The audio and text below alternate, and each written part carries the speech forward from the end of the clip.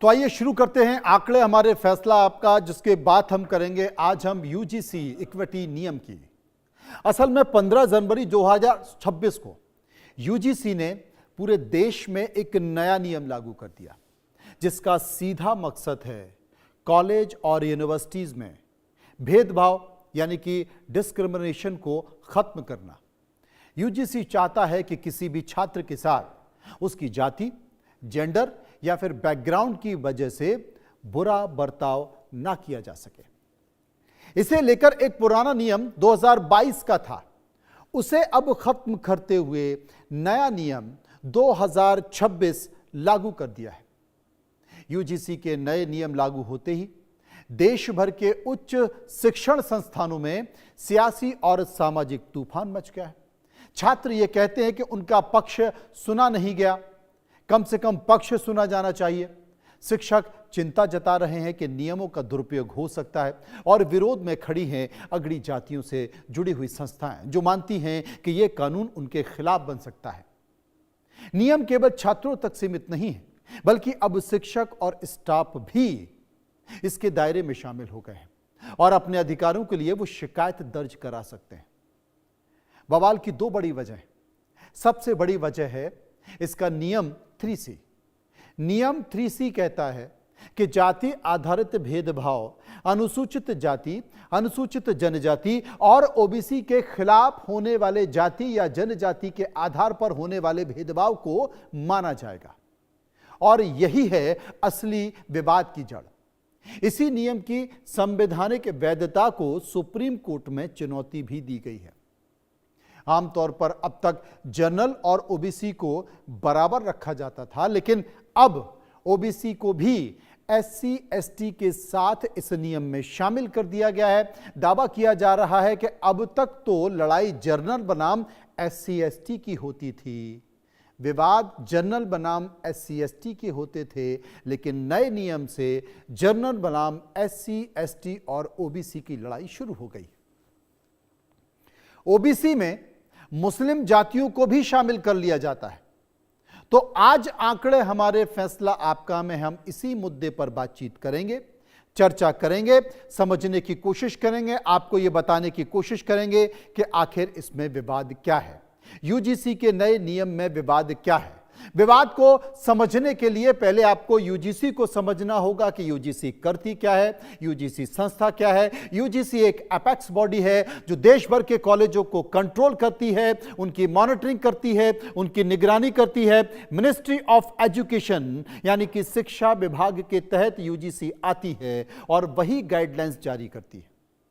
जितने भी उच्च शिक्षण संस्थान हैं उनको यूजीसी गाइडलाइन जारी करती है और विश्वविद्यालय अनुदान इसको कहा जाता है, और ये यूनिवर्सिटी ग्रांट कमीशन है।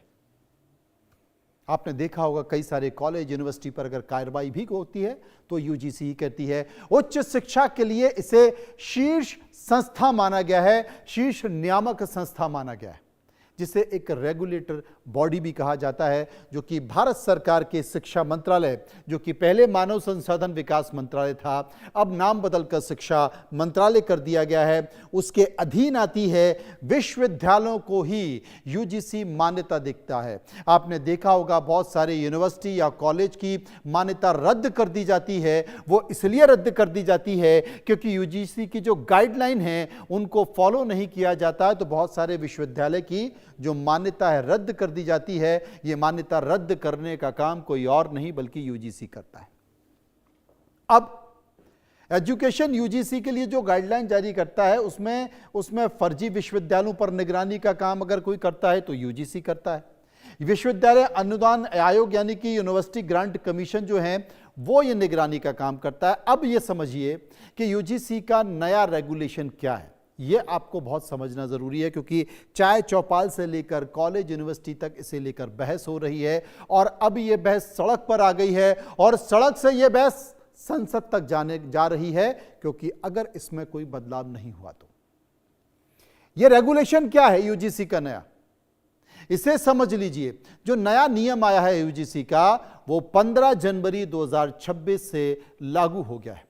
इसका मकसद क्या है कैंपस में जो कास्ट इशू यानी कि जातिगत मामले हैं, उन जातिगत मामलों को खत्म करना, उनका निराकरण करना इस नियम का काम है। उदाहरण के तौर पर मान लीजिए कि किसी जाति के आधार पर किसी ने कोई टिप्पणी कर दी, तो उस नियम में उसे सुरक्षा प्रदान करेगा। जो नया नियम लागू होगा वो उसे सुरक्षा प्रदान करेगा। पहले भी था, लेकिन अब इसमें कुछ परिवर्तन कर दिए गए हैं। वो परिवर्तन आपके टीवी स्क्रीन पर गौर से देखेंगे।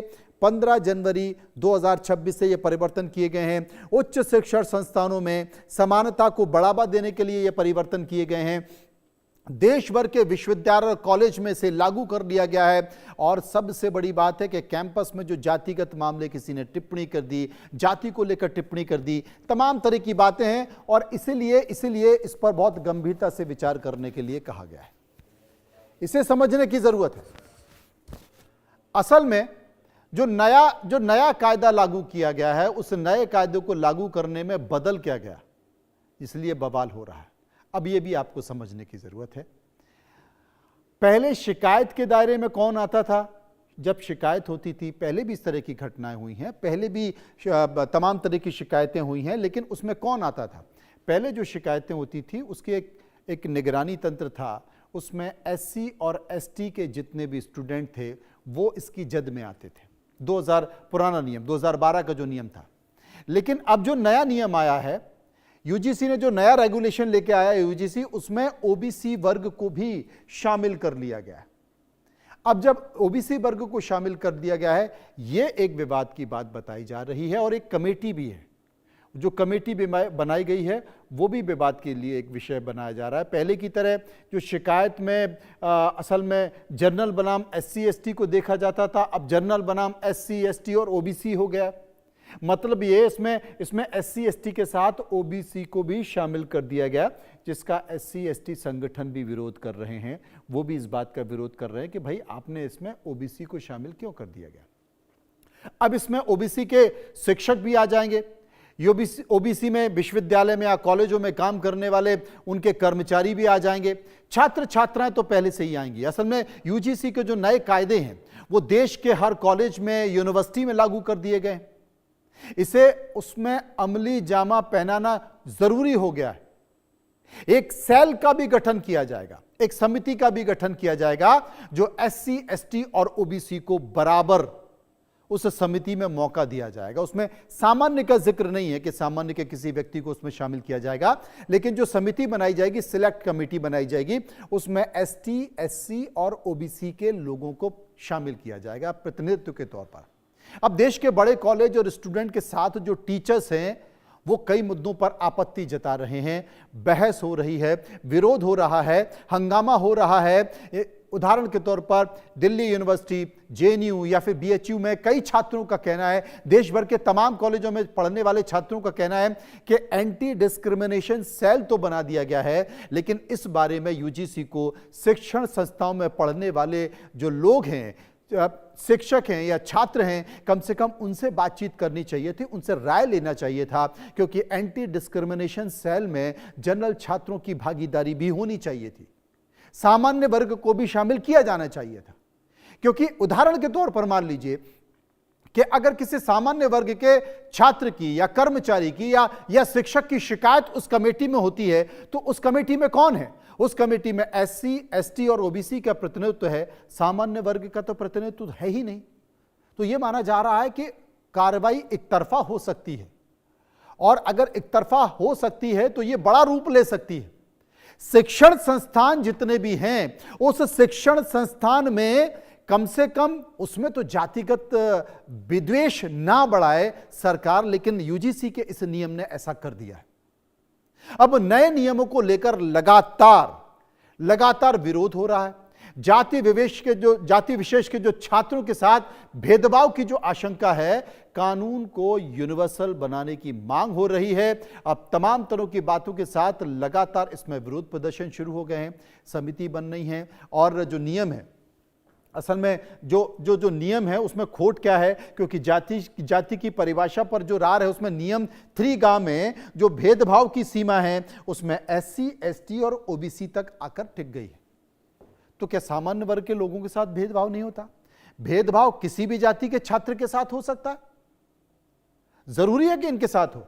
कानून का जो दायरा है वो यूनिवर्सल होना चाहिए, मतलब उसको बड़ा बनाइए कि किसी भी जाति के छात्र छात्रा कर्मचारी या शिक्षक के साथ शिकायत हो रही है, भेदभाव हो रही है, तो समान तौर पर देखा जाए। अब सख्त दंडात्मक प्रावधान का गलत इस्तेमाल हो सकता है जो इस नियम के तहत होगा। यह सबसे बड़े विवाद का विषय है। और सबसे बड़ी बात है शिक्षा का मंदिर, शिक्षा का मंदिर जहां पर इस तरह के जातिगत मामले, इस तरह की चीजें होती नहीं हैं, लेकिन इस नियम के कारण अब ये और होने लगेंगी और ज्यादा बढ़ने लगेंगी। और यही चिंता का विषय है जिसका हर कोई विरोध कर रहा है। अब देखिए सरकार यहां परेशानी में कैसे फंस गई इस नियम के कारण।